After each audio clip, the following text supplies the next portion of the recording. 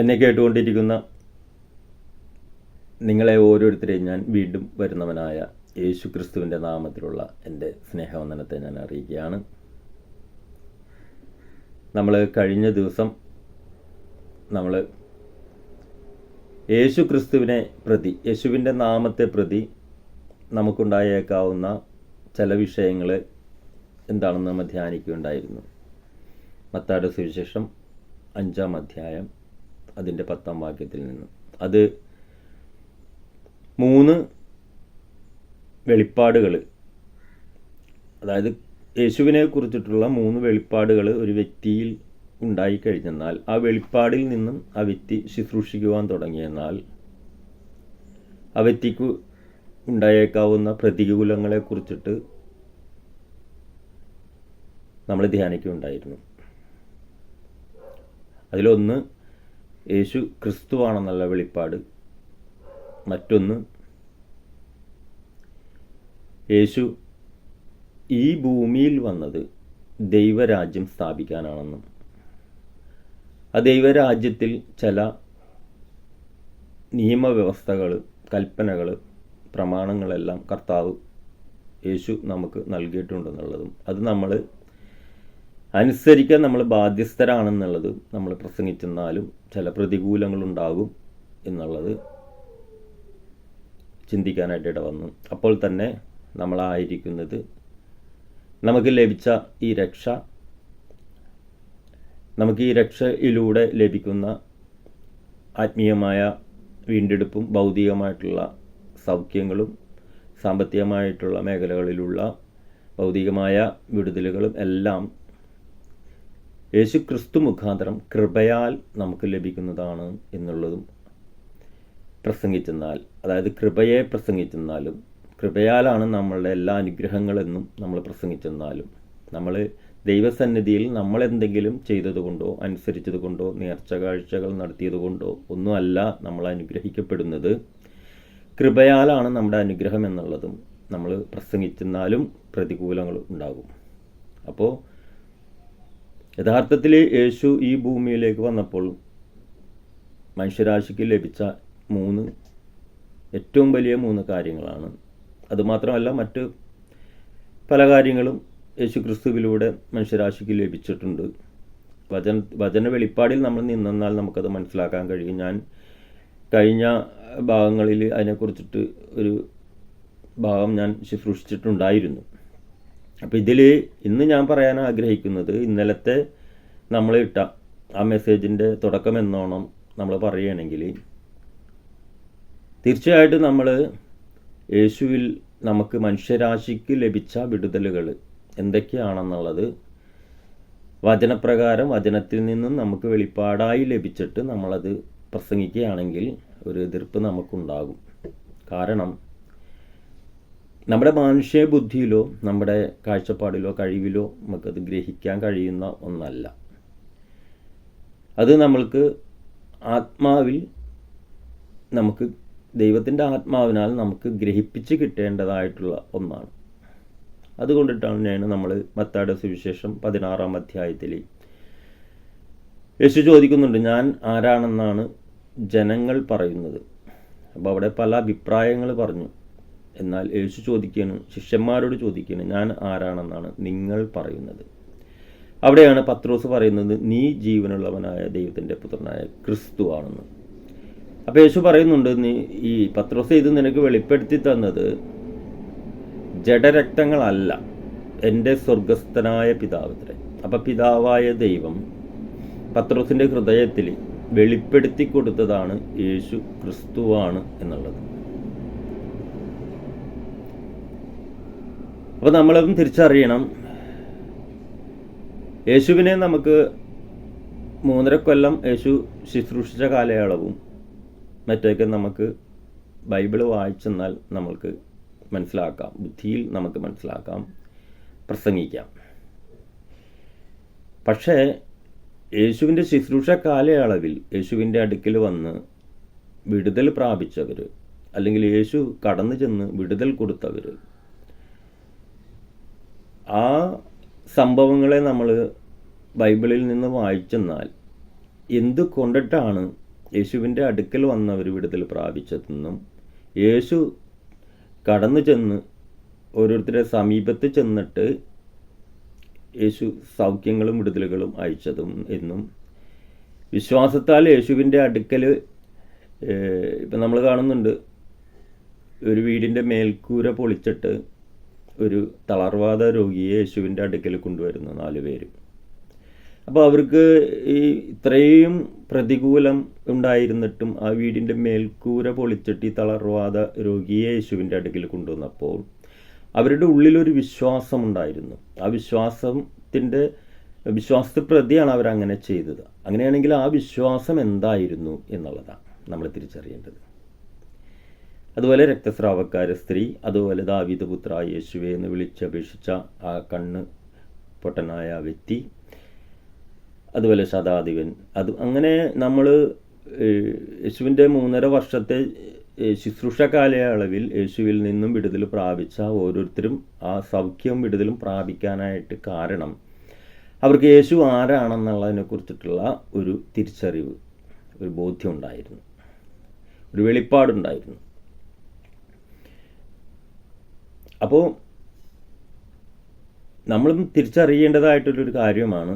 ഇവിടെ പത്രോസ് പറഞ്ഞതാണ്, നീ ജീവനുള്ളവനായ ദൈവത്തിൻ്റെ പുത്രനായ ക്രിസ്തു എന്ന് പറഞ്ഞപ്പോൾ അവിടെ യേശു കർത്താവ് പറഞ്ഞതാണ്, ഇത് നിനക്ക് ജഡരക്തങ്ങളല്ല എൻ്റെ സ്വർഗസ്ഥനായ പിതാവത്രേ വെളിപ്പെടുത്തി തന്നത്. അപ്പോൾ പിതാവായ ദൈവം വെളിപ്പെടുത്തി കൊടുത്തതാണ്. അപ്പോൾ അത് ആത്മാവിൽ വെളിപ്പെട്ട ഒരു കാര്യമാണ് പത്രോസിൻ്റെ. യേശു ആരാണെന്നുള്ളത് മനസ്സിലായി, യേശു ക്രിസ്തുവാണെന്ന് പറഞ്ഞു. ഇവിടെ ഇപ്പം പലരും നമ്മൾ രക്ഷിക്കപ്പെട്ടവരാണെങ്കിലും നമ്മൾ ക്രിസ്തുവാണെന്ന് പറയുന്നുണ്ട്. പക്ഷേ ആ ക്രിസ്തുവാണെന്നുള്ളൊരു വാക്കാണ് നമ്മൾ മത്തായിയുടെ സുവിശേഷത്തിൽ വായിക്കുന്നുണ്ട്, ക്രിസ്തു എന്ന യേശു ജനിച്ചു. ഇത് ഞാൻ ഒരു ദൈവദാസനായിട്ട് സംസാരിച്ചപ്പോഴേക്കും ആ വ്യക്തിയും ക്രിസ്തു എന്ന് വെച്ചെന്നാൽ യേശുവിൻ്റെ മറ്റൊരു പേരാണ് എന്നാണ് ആ വ്യക്തി എന്നോട് പറഞ്ഞത്. അപ്പോൾ എനിക്ക് മനസ്സിലായ ആ വ്യക്തിക്ക് യേശു ക്രിസ്തുവാണെന്നുള്ളതിൻ്റെ വെളിപ്പാട് ലഭിച്ചിട്ടില്ല. സംഗതി പുള്ളി ശുശ്രൂഷകനാണ്. അപ്പോൾ ഞാൻ പറഞ്ഞു വന്നത് എന്താണെന്ന് വെച്ചാൽ നമ്മളും ഓരോരുത്തരും നമ്മൾ രക്ഷിക്കപ്പെട്ടതാണ്. നമ്മൾ കർത്താവിനെ ആരാധിക്കാൻ നമ്മൾ സഭകളിൽ കൂട്ടായ്മകളിൽ കൂടുന്നതാണ്, വചനങ്ങൾ കേൾക്കുന്നതാണ്. പക്ഷെ നിങ്ങൾ മനസ്സിലാക്കിയിട്ടുണ്ടോ, നിങ്ങൾ ചിന്തിച്ചിട്ടുണ്ടോ യേശു നിങ്ങൾക്ക് ആരാണെന്നുള്ളത്? നമ്മൾ ചിന്തിക്കേണ്ടതായ ഏറ്റവും വലിയൊരു കാര്യമാണ് യേശു എനിക്ക് ആരാണ് എന്നുള്ളത് ചിന്തിക്കണം. യേശു നമ്മുടെ ക്രിസ്തുവാണ്, നമ്മുടെ വീണ്ടെടുപ്പുകാരനാണ്. എന്ന് വെച്ചെന്നാൽ പിതാവിൻ്റെ സന്നിധിയിൽ നമ്മളെ യോഗ്യരാക്കുന്നത് യേശുവിൻ്റെ ക്രൂശിലെ യാഗമാണ്. യേശു ക്രൂശിൽ കൊടുത്ത മറുവിലയാണ് നമ്മളിന്ന് പിതാവിൻ്റെ സന്നിധിയിൽ നിൽക്കുവാൻ നമ്മളെ പ്രാപ്തനാക്കുന്നത്. അങ്ങനെയാണ് ഈ പിതാവിൻ്റെ സന്നിധിയിൽ നമ്മളെ ക്രിസ്തു മുഖാന്തരം നമ്മളെ നിൽക്കുവാൻ ക്രിസ്തു മുഖാന്തരം നമുക്ക് പിതാവിൻ്റെ സന്നിധിയിൽ നിൽക്കുവാൻ നമുക്ക് പ്രാപ്തി ലഭിച്ചുവെങ്കിൽ അതിലൂടെ നമുക്ക് ഈ ദൈവത്തിൽ നിന്നും പിതാവിൽ നിന്നും കിട്ടേണ്ടതായിട്ടുള്ള അനുഗ്രഹങ്ങൾ, വിടുതലുകൾ, ഉയർച്ചകൾ, അതിൻ്റെ എല്ലാം സാധ്യതകൾ ആധികാരികമായി നമുക്ക് നിയമപ്രകാരം നമുക്ക് കിട്ടേണ്ടതായ സാധ്യതകളെ എന്തെന്ന് നമ്മളും തിരിച്ചറിയണം. ആ സാധ്യതകൾ എന്തെന്ന് തിരിച്ചറിഞ്ഞെങ്കിൽ മാത്രമേ യഥാർത്ഥത്തിൽ ക്രിസ്തു മുഖാന്തരം പിതാവിൽ നിന്നുള്ള അനുഗ്രഹങ്ങൾ നമുക്ക് പ്രാപിക്കാൻ കഴിയത്തുള്ളൂ. നമ്മൾ മനസ്സിലാക്കുക, യേശു ജീവിച്ചിരുന്ന കാലഘട്ടത്തിൽ ഞാൻ നേരത്തെ പറഞ്ഞതുപോലെ യേശുവിൻ്റെ അടുക്കൽ വന്ന് വിടുതൽ പ്രാപിച്ച ഓരോരുത്തരും മനസ്സിലാക്കിയിരുന്നു യേശു ക്രിസ്തുവാണെന്ന്. എന്ന് വെച്ചെന്നാൽ പഴയ നിയമത്തിലെ പ്രവാചകന്മാർ മുഖാന്തരം ദൈവം അരുൾ ചെയ്ത ഒരു മിശിഹ ക്രിസ്തു വീണ്ടെടുപ്പുകാരൻ വരും എന്നുള്ളതിനെക്കുറിച്ചിട്ട് യെശയ്യാവ് മുതൽ മറ്റുള്ള പ്രവാചകന്മാർ മുഖാന്തരം പലയിടങ്ങളിലും നമുക്ക് തിരുവെഴുത്തിൽ കാണാൻ കഴിയും. ക്രിസ്തു വരും, വീണ്ടെടുപ്പുകാരൻ വരും എന്നുള്ളതിനെക്കുറിച്ചിട്ട് പ്രവചിച്ചിരിക്കുന്നത്. അപ്പോൾ യേശു ജീവിച്ചിരുന്ന ശുശ്രൂഷയുടെ കാലയളവിൽ ഈ യേശുവാണ് ഞങ്ങളോട് പ്രവാചകന്മാർ മുഖാന്തരം പ്രസ്താവിച്ച പ്രവചിച്ച ക്രിസ്തു ഈ യേശു ആണ് എന്നുള്ളത്. യേശു എന്ന് പറഞ്ഞ ഈ മറിയയുടെയും യോസഫിൻ്റെ മകനായി, തച്ചൻ്റെ മകനായിട്ട് ഈ ഭൂമിയിൽ ഇപ്പോൾ ഞങ്ങളുടെ മുമ്പിലായിരിക്കുന്ന ഈ വ്യക്തിയാണ് ആ ക്രിസ്തു. ദൈവം പ്രവചിച്ച, പ്രവാചകന്മാർ മുഖാന്തരം പ്രവചിച്ച ആ ക്രിസ്തു ഈ യേശു ആണെന്നുള്ള തിരിച്ചറിവും ബോധ്യവും ഉണ്ടായ വ്യക്തികളാണ്.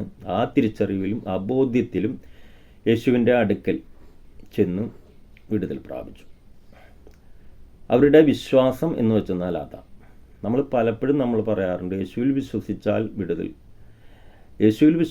വിടുതൽ ശരിയാണ്. പക്ഷേ യേശു ആരാണെന്നുള്ള വെളിപ്പാടിൽ വിശ്വസിക്കണം. യേശു ക്രിസ്തുവാണെന്നുള്ള വെളിപ്പാടിൽ വിശ്വസിക്കണം. പലപ്പോഴും പല ശുശ്രൂഷയിലും കേട്ട് യേശുവിൽ അങ്ങോട്ട് യേശുവിൽ വിശ്വസിച്ചോ. ശരിക്കും ഒരു വ്യക്തി ചോദിക്കണം, യേശു ആരാണെന്ന് വിശ്വസിക്കണം ഞങ്ങൾ എന്നൊരു ചോദ്യം വന്നാൽ നമ്മൾ എന്ത് ചെയ്യും? ആ ചോദ്യത്തിന് മറുപടി കൊടുക്കണമെങ്കിൽ നമ്മൾ അറിഞ്ഞിരിക്കണം, വിശ്വാസികളായ നമ്മൾ അറിഞ്ഞിരിക്കണം, ഈ യേശു ക്രിസ്തുവാണ് എന്ന് വെച്ചെന്നാൽ മനുഷ്യൻ പാപം ചെയ്തപ്പോൾ പാപം മുഖാന്തരം ദൈവത്തിൽ നിന്നും അകന്നുപോയ മനുഷ്യരാശിയെ വീണ്ടെടുക്കുവാൻ ദൈവം തന്നെ പിശാചിനോട് പറയുന്നൊരു കാര്യമുണ്ട്, സ്ത്രീയുടെ സന്തതി നിന്റെ തല തകർക്കും, നീ അവൻ്റെ കുതികാല് തകർക്കും എന്നുള്ളത്. അപ്പോൾ ആ ദൈവം സാത്താനോട് പറഞ്ഞ ആ വാഗ്ദത്തത്തിൻ്റെ നിവൃത്തിയായിരുന്നു യേശുവിൻ്റെ ക്രൂശിലെ യാഗം. വീണ്ടെടുപ്പ് വിലയാണ് യേശു കൊടുത്തത്. മനുഷ്യരാശിയുടെ വീണ്ടെടുപ്പ് വിലയാണ് ക്രൂശിൽ യേശു കൊടുത്തത്. അപ്പോൾ യേശു ജീവിച്ചിരുന്ന കാലഘട്ടത്തിൽ പ്രവാചകന്മാർ മുഖാന്തരം പ്രവചിച്ച, തങ്ങൾ പ്രത്യാശ വെച്ചുകൊണ്ടിരിക്കുന്ന ആ ക്രിസ്തുവാണ് ഈ യേശു എന്ന് മനസ്സിലാക്കിയവരാണ് യേശുവിൻ്റെ അടുക്കൽ വന്ന് സൗഖ്യങ്ങളും വിടുതലുകളും പ്രാപിച്ചത്. ഇന്നും നമ്മൾ പലപ്പോഴും ഇത് മനസ്സിലാക്കിയിട്ടുണ്ടോ എന്നുള്ളത് വിശ്വാസികളായി നമ്മൾ ചിന്തിക്കേണ്ട കാര്യമാണ്. നമ്മൾ ദേവാസന്മാർ പലപ്പോഴും യേശുവിൽ വിശ്വസിച്ചോ എന്ന് പ്രസംഗിക്കും. യേശുവിൽ വിശ്വസിച്ചാൽ എല്ലാ വിടുതലും നമുക്ക് ലഭിക്കുമെന്ന് പ്രസംഗിക്കും. പാവം ജനം ഇത് കേട്ട് വിശ്വസിക്കാന്ന് വെച്ചെന്നാൽ അവർക്ക് ഇങ്ങനെ വിശ്വസിക്കാതെ ഇരിക്കാൻ പറ്റും? നമ്മുടെ വീട്ടിലൊരു വ്യക്തി രോഗിയായി കിടക്കുന്നുവെങ്കിൽ ആ വ്യക്തിക്ക് സൗഖ്യം ആവശ്യമാണ്. നമ്മുടെ ഏറ്റവും വലിയ ആഗ്രഹമാണ് ആ വ്യക്തിയെ സൗഖ്യം പ്രാപിക്കണം. നമ്മുടെ സാമ്പത്തിക ഞെരുക്കത്തിൽ നിന്ന്, നമ്മുടെ ആയിരിക്കുന്ന ഇപ്പോഴത്തെ അവസ്ഥയിൽ നിന്നൊരു വിടുതൽ നമ്മൾക്ക് ആവശ്യമാണ്. ആവശ്യം നിങ്ങൾ യേശുവിൽ വിശ്വസിച്ചാൽ നടക്കുമെന്ന് പ്രസംഗിച്ച് കേൾക്കുമ്പോൾ അവർ വിശ്വസിക്കും. ഞങ്ങൾ യേശുവിൽ വിശ്വസിക്കുന്നു, ഞങ്ങൾക്ക് ഈ സൗഖ്യം വേണം, യേശു അടിയേറ്റത്തിനാൽ ഞങ്ങൾക്ക് സൗഖ്യം വേണം, ദരിദ്രനായതിനാൽ ഞങ്ങൾക്ക് ഉയർച്ച വേണം, ഞങ്ങളുടെ സാമ്പത്തിക മേഖലകളിൽ ഉയർച്ച വേണം, യേശു ക്രൂശിൽ മരിച്ചതിനാൽ ഞങ്ങളുടെ പാപത്തിന് പരിഹാരമായി മരിച്ചതിനാൽ ഞങ്ങൾക്ക് പാപമോചനം വേണം. അപ്പോൾ ഇത് വിശ്വസിക്കാതെ അവിശ്വസിക്കണമല്ല, വിശ്വസിക്കാൻ വേണ്ടി, അതായത് അത് വിശ്വസിച്ചു പോകും. കാരണം എന്ന് വെച്ചിട്ടുണ്ടെങ്കിൽ അവൻ്റെ ജീവിതത്തിലുള്ള അപ്പോഴത്തെ അവസ്ഥയിൽ അത് വേണം, സൗഖ്യം അവനാവശ്യമാണ്. അപ്പോൾ അത് വിശ്വസിക്കാൻ പറയണ്ട, വിശ്വസിക്കാൻ അവൻ ആഗ്രഹിച്ചിരിക്കുന്ന കാര്യമാണ്, അത് വിശ്വസിക്കണവൻ. പക്ഷേ എന്നിട്ടും നമുക്ക് വിടുതൽ നടക്കുന്നില്ല, അവിടെയും വിഷയം. എന്നിട്ടും നമുക്ക് വിടുതൽ നടക്കുന്നില്ല. ഇത്ര വിശ്വസിച്ചിട്ടും നമുക്ക് വിടുതൽ നടക്കുന്നില്ല. എന്തെന്ന് വിശ്വസിക്കണം? യേശു സൗഖ്യമാക്കും, യേശു വിടിപ്പിക്കും, യേശു ഉയർത്തും. ഇതാണ് നമ്മുടെ വിശ്വാസം, ഇതാണ് നമ്മൾ പ്രസംഗിച്ച് കേൾക്കുന്നത്. പക്ഷെ നമുക്ക് വിടുതൽ നടക്കുന്നില്ല. അപ്പം അതെന്താ കാരണം? അതിന് കാരണം എന്ന് വെച്ചാൽ യേശു ക്രിസ്തുവാണെന്ന് വിശ്വസിക്കണം. എൻ്റെ സൗഖ്യത്തിന് വേണ്ടി യേശു 1 വട്ടം 39 പ്രാവശ്യം അടിയേറ്റു. അത് പ്രവാചകന്മാർ മുഖാന്തരം യെശയ്യാ പ്രവാചകൻ്റെ പുസ്തകത്തിൽ 53 എഴുതിയിട്ടുണ്ട്. അതുപോലെ തന്നെ നമ്മൾക്ക് ഈ പത്രോസിൻ്റെ ലേഖനത്തിലുണ്ട്, അവൻ്റെ അടിപ്പിണരാൽ നിനക്ക് സൗഖ്യം വന്നിരിക്കുന്നു. അപ്പോൾ ആ യേശുവിൻ്റെ അടിപ്പിണരാൽ സൗഖ്യം വരാൻ കാരണം എന്താ? യേശു വില കൊടുത്തത് കൊണ്ടാണ്. യേശു നമ്മുടെ വീണ്ടെടുപ്പുകാരനാണ്, ക്രിസ്തുവാണ്. ആ ക്രിസ്തു പിതാവിൻ്റെ സന്നിധിയിൽ നമ്മുടെ സൗഖ്യത്തിന് വേണ്ടി വില കൊടുത്തു, അടിയേറ്റു. അതുകൊണ്ട് ഈ സൗഖ്യം നമ്മുടെ അവകാശമാണ്. ഈ ഒരു വെളിപ്പാട് ബോധ്യമാണ് നമുക്കുണ്ടാകേണ്ടത്. വെറുതെ യേശുവിൽ വിശ്വസിക്കുമ്പോഴല്ല സൗഖ്യം കിട്ടുന്നത്. യേശു കൊടുത്ത വില എന്താണെന്നും ആ യേശു ആരായിരുന്നു എന്നുള്ളതും തിരിച്ചറിവുണ്ടാകണം. യേശു ക്രിസ്തുവായിരുന്നു നമ്മുടെ വീണ്ടെടുപ്പുകാരൻ. നമുക്ക് ഈ സൗഖ്യം നമുക്ക് അനുഭവിക്കാൻ, സൗഖ്യം നമ്മുടേതാക്കാൻ വേണ്ടി ഈ ക്രിസ്തു അടിയേറ്റു. ആ ക്രിസ്തു അടിയേറ്റതിനാലാണ് നമുക്ക് ഈ സൗഖ്യം നമുക്ക് വരുന്നത്. അല്ലാതെ വെറുതെ യേശു എന്നൊരു ഒരു വ്യക്തിയിൽ വിശ്വസിച്ചത് കൊണ്ടല്ല ഈ സൗഖ്യം. ഒരുപക്ഷെ നമ്മൾ ഇപ്പോൾ ഒരു സുവിശേഷ യോഗം നടക്കുമ്പോൾ, അല്ലെങ്കിൽ നമ്മൾ ചെന്നിട്ട് ഒരു വ്യക്തിയോട് നിന്നെ യേശു സൗഖ്യമാക്കും വിടുവിക്കും എന്നൊക്കെ ഒരു സാധാരണ ഒരു വ്യക്തിയോട് ചെന്ന്, രോഗിയായിരിക്കുന്ന ഒരു വ്യക്തിയോട് ചെന്ന് നമ്മൾ പറയുമ്പോൾ ആ വ്യക്തി അതിൽ വിശ്വസിക്കും. അതിൽ വിശ്വസിച്ച് ആ യേശുവിൻ്റെ അടുക്കൽ യേശുവിനെ വിളിച്ചപേക്ഷിച്ച് എനിക്ക് സൗഖ്യം കിട്ടുമെന്നുള്ള വിശ്വാസത്താൽ യേശുവിൻ്റെ അടുക്കൽ വന്ന് യേശുവിനെ വിളിച്ചപേക്ഷിക്കും. ഒരു സുവിശേഷ യോഗം നടക്കുന്നിടത്ത് ചെന്ന് ആ വ്യക്തി വിളിച്ചപേക്ഷിച്ചാൽ തീർച്ചയായിട്ടും അവിടെ സൗഖ്യം നടക്കും. അങ്ങനെ സൗഖ്യം പ്രാപിച്ചവരാണ്, വിടുതൽ പ്രാപിച്ചവരാണ്, സാമ്പത്തികമായും ശാരീരികമായും എല്ലാ മേഖലകളിലാലും യേശുവിലൂടെ സൗഖ്യം പ്രാപിച്ചവരാണ്. യേശുവിൽ വിശ്വസിച്ച്, ഞാൻ പറയുന്നത് ക്രിസ്തുവിൻ്റെ കാര്യമല്ല, യേശുവിൽ വിശ്വസിച്ച് സൗഖ്യം പ്രാപിച്ച് വന്നവരാണ് സഭക്കകത്ത് വരുന്ന ഭൂരിപക്ഷം ആൾക്കാർ. പക്ഷെ അതിനുശേഷം സഭക്കകത്ത് വന്നതിന് ശേഷം എന്തുകൊണ്ട് നമ്മുടെ വിഷയങ്ങൾക്ക് പലതിനും പിന്നീട് വിടുതലുണ്ടാകുന്നില്ല? അതാണ് കാരണം. ആദ്യം കിട്ടിയ വിടുതൽ പിന്നീട് ഉണ്ടാകാൻ കാരണം, ആദ്യം കിട്ടിയത് അത് യേശുവിൻ്റെ നാമം വിളിച്ചപേക്ഷിച്ചാൽ എല്ലാം മുട്ടും മടങ്ങാ നാമത്തിന് മുന്നിൽ. ആ നാമം മുഖാന്തരം വിടുതലുണ്ട്. ആ വിടുതലാണ് നമുക്കവിടെ ലഭിച്ചത്. പക്ഷേ ആ യേശുവിൽ വിശ്വസിച്ചതിന് ശേഷം, വിടുതൽ പ്രാപിച്ചതിന് ശേഷം നമ്മൾ ഈ യേശുവിനെ ഹൃദയത്തിൽ കർത്താവിൻ്റെ ഇഷ്ടമായി സ്വീകരിച്ച് സ്നാനമേറ്റ് നമ്മൾ സഭയിൽ സഭക്കകത്ത് വന്നപ്പോൾ നമ്മൾ ദൈവത്തിൻ്റെ രാജ്യത്തിനകത്തായി. ദൈവത്തിൻ്റെ രാജ്യത്തിനകത്താണെങ്കിൽ പിന്നെയുള്ള വിടുതലുകൾ, ഈ യേശു എൻ്റെ ക്രിസ്തുവാണ്, എൻ്റെ വീണ്ടെടുപ്പുകാരനായത് കൊണ്ട് എനിക്കിനി വിടുതലുണ്ട്, ഈ വെളിപ്പാട് പ്രാപിക്കണം. ആ വെളിപ്പാടിൽ നിന്ന് വിളിച്ചപേക്ഷിക്കുമ്പോഴാണ് പിന്നീടുള്ള വിടുതൽ.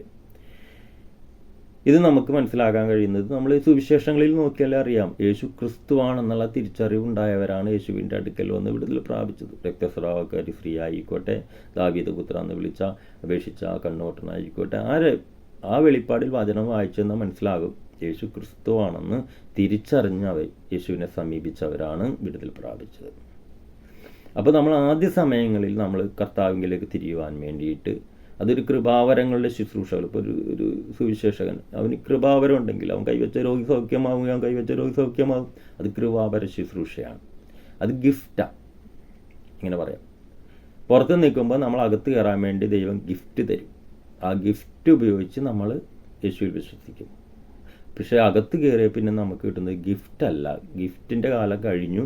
പിന്നെ നമ്മൾ അവകാശികളാണ്, ക്രിസ്തുവിൽ നമ്മൾ അവകാശികളാണ്. അവകാശം ലഭിക്കണമെങ്കിൽ യേശു ക്രിസ്തുവാണെന്നുള്ളൊരു വെളിപ്പാടും തിരിച്ചറിവും ബോധ്യം നമുക്കുണ്ടാകണം.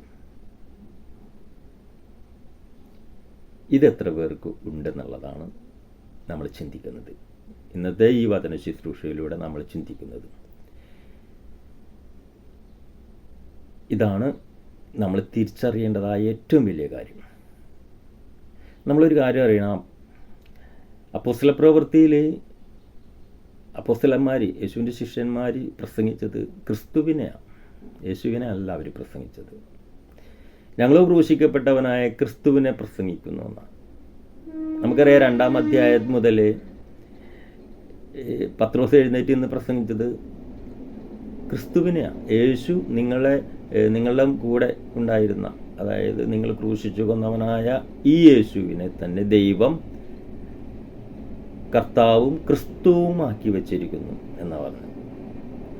എന്നിട്ട് പറഞ്ഞ യേശു ക്രിസ്തുവിനോട് ചേരുവാൻ സ്നാനമേൽക്കാൻ പറയുന്നത്. അപ്പോൾ അവർ ഈ യേശു ജീവിച്ചിരുന്ന കാലഘട്ടത്തിലുള്ളവരാണ്. അവർ യേശുവിനെ പല രീതിയിലാണ് കണ്ടിരുന്നതെങ്കിൽ ഈ യേശുവാണ് ദൈവം പ്രവാചകന്മാർ മുഖാന്തരം നമുക്ക് വെളിപ്പെടുത്തി തരുന്ന, പ്രവചിച്ച ക്രിസ്തുവാണ് ഈ യേശു എന്ന് നിങ്ങൾ ഹൃദയത്തിൽ വിശ്വസിക്കണം. അങ്ങനെ യേശുവിനെ ക്രിസ്തുവായിട്ട് അംഗീകരിച്ചവരാണ് സ്നാനമേറ്റ് സഭയോട് ചേർന്നത്. അതാണ് ആദിമസഭയുടെ തുടക്കം. അപ്പോൾ നമ്മൾ അറിഞ്ഞിരിക്കണം, സഭക്കകത്ത് വരുന്നവരോട് നമ്മൾ പ്രസംഗിക്കേണ്ടത് നമ്മളെ സൗഖ്യമാക്കിയ, നമ്മളെ വിടുവിച്ച ഈ യേശു ക്രിസ്തുവാണ്. ഈ യേശു ദൈവം അയച്ച നമ്മുടെ വീണ്ടെടുപ്പുകാരനാണ്. ഇത് നമ്മൾ പ്രസംഗിക്കണം. അതാണ് നമ്മൾ ലൂക്കോസിൻ്റെ സുവിശേഷം 2-ാം അധ്യായൻ്റെ 10-ാം വാക്യത്തിൽ വായിക്കുന്നത് ഇങ്ങനെയാണ്: സർവ്വജനത്തിനും ഉണ്ടാകുവാനുള്ള മഹാസന്തോഷം ഞാൻ നിങ്ങളോട് സുവിശേഷിച്ചിരിക്കുന്നു. കർത്താവായ ക്രിസ്തു എന്ന രക്ഷിതാവ് ഇന്ന് ദാവീദിൻ്റെ പട്ടണത്തിൽ നിങ്ങൾക്കായി ജനിച്ചിരിക്കുന്നു. ഇതാണ് നമ്മളെ ഇന്നത്തെ വചനവാക്യം, നമ്മൾ ധ്യാനിക്കുന്ന വചനവാക്യം. ഞാൻ ഇത്രയും നേരം നിങ്ങളോട് സംസാരിച്ചു. ചില വചന വെളിപ്പാടുകൾ നിങ്ങളോട് ഷെയർ ചെയ്തതിന് ശേഷമാണ് ഞാൻ ഈ വചനം വായിച്ചത്. അങ്ങനെയാണ് പരിശുദ്ധാത്മാവ് ഇന്ന് നമ്മളോട് ഇടപെടുന്നത്. അപ്പോൾ സർവ്വജനത്തിനും ഉണ്ടാകുവാനുള്ള സന്തോഷം, മനുഷ്യരാശിക്ക് മുഴുവനും ഉണ്ടാകുവാനുള്ള സന്തോഷമാണ് ഈ ക്രിസ്തു.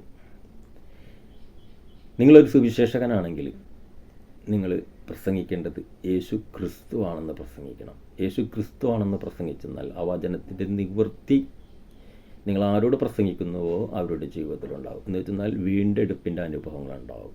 യേശു ക്രിസ്തു ആ വീണ്ടെടുപ്പുകാരനാണ്. കാരണം ദൈവം പ്രവാചകന്മാർ മുഖാന്തരം പ്രവചിച്ച പ്രവചനത്തിൻ്റെ നിവൃത്തിയാണത്. അപ്പോൾ ദൈവത്തിൻ്റെ പ്രവചനത്തെ നമ്മുടെ നാവിനാൽ നമ്മൾ ലോകത്തിൽ വെളിപ്പെടുത്തുക. അങ്ങനെ ലോകത്തിന് നമ്മൾ വെളിപ്പെടുത്തുമ്പോൾ അവിടെ അതിൻ്റെ പുറത്ത് ദൈവം പ്രവർത്തിക്കും. ദൈവം അത്ഭുതങ്ങൾ ചെയ്യും. ദൈവം വിടുതലുകളായേക്കും. വീണ്ടെടുപ്പിൻ്റെ അനുഭവം നമ്മൾ പറയുന്ന നമ്മുടെ വാക്കിനാൽ അനേകരുടെ ജീവിതത്തിൽ വീണ്ടെടുപ്പിൻ്റെ അനുഭവങ്ങളുണ്ടാകും. സൗഖ്യങ്ങൾ നടക്കും, വിടുതലുകൾ നടക്കും, ഉയർച്ചകളുണ്ടാകും, സാമ്പത്തിക മേഖലകളിൽ വിടുതലുണ്ടാകും. പക്ഷെ നമ്മൾ ചെയ്യേണ്ടത്, നമുക്ക് പിതാവായ ദൈവം യേശുവിനെ ആരായിട്ടാണ് തന്നത്, അതുപോലെ തന്നെ യേശുവിനെ ലോകത്തിൽ നമ്മൾ അവതരിപ്പിക്കണം. അതാണ് സർവ്വജനത്തിനുമുള്ള മഹാസന്തോഷം. ഇത് ചെയ്യാനാണ് നമ്മളെ ദൈവം തിരഞ്ഞെടുത്തിരിക്കുന്നത്. ഇതാണ് യഥാർത്ഥത്തിലുള്ള സുവിശേഷം. ഈ വെളിപ്പാടുള്ളവനെ സുവിശേഷം പറയാൻ പറ്റൂ ശരിക്കും പറഞ്ഞാൽ. ഇല്ലെങ്കിൽ നമുക്കറിയാം യേശുവിൻ്റെ നാമത്തിൽ സൗഖ്യങ്ങളുണ്ട്, വിടുതലുകളുണ്ട്. എല്ലാ നാമത്തിനും മേലായ നാമം സകല മുട്ടും മടങ്ങും. അതിൽ അങ്ങനെ ഒരു ശുശ്രൂഷയുണ്ട്. ആ ശുശ്രൂഷ നമുക്ക് ആദ്യ കാലഘട്ടങ്ങളിലുള്ളതാണ്. സഭയ്ക്ക് പുറത്ത് നിൽക്കുന്നവർക്ക് ആ വിടുതലുണ്ട്. പക്ഷെ സഭക്കകത്ത് വന്നാൽ ക്രിസ്തു എന്ന വെളിപ്പാടിൽ നിൽക്കുമ്പോഴാണ് നമുക്ക് നമ്മുടെ അവകാശമാണത്, നമുക്കത് പ്രാപിക്കാൻ കഴിയും. ചില സംശയങ്ങൾക്ക് ഇന്നത്തെ ഈ ശുശ്രൂഷയുടെ മറുപടി ലഭിക്കുമെന്ന് ഞാൻ വിശ്വസിക്കുന്നു. എന്തുകൊണ്ട് സഭക്കകത്ത് വന്നിട്ട് നമ്മൾ പല വിഷയങ്ങൾക്ക് വേണ്ടി പ്രാർത്ഥിച്ചിട്ട് നമുക്ക് ലഭിക്കുന്നില്ല എന്നുള്ളതിൻ്റെ കാരണം, സഭക്കകത്ത് വന്നവൻ അവകാശിയാണ്. അവകാശം ക്രിസ്തുവിൽ എനിക്കുള്ളതാണെന്നുള്ള തിരിച്ചറിവാണ് ആ വ്യക്തിയെ അവകാശം പ്രാപിക്കാൻ യോഗ്യത നൽകുന്നത്. അപ്പോൾ ആ അവകാശം നമ്മൾ പ്രാപിക്കണമെങ്കിൽ യേശു ക്രിസ്തുവാണ് എന്നുള്ളത് നമ്മൾ സഭക്കകത്ത് പ്രസംഗിച്ചു കേൾക്കണം. അതുകൊണ്ടിട്ടാണ് ആദിമസഭയിൽ അപ്പോസ്തലന്മാർ പ്രസംഗിച്ചത് യേശുവിനെ ക്രിസ്തു എന്നാണ്. അപ്പോൾ നമ്മൾ യേശുവിനെ ക്രിസ്തു എന്ന് ലോകത്തിൽ വെളിപ്പെടുത്തണം. അതിനാണ് നമ്മളെ ദൈവം തിരഞ്ഞെടുത്തത്, ദൈവം നമ്മളെ ആക്കി വെച്ചിരിക്കുന്നത്. ഇന്നത്തെ വചനങ്ങളെ ദൈവം നിങ്ങളെ ഓരോരുത്തരെയും സമൃദ്ധിയായിട്ട് അനുഗ്രഹിക്കട്ടെ. Okay, thank you. God bless you.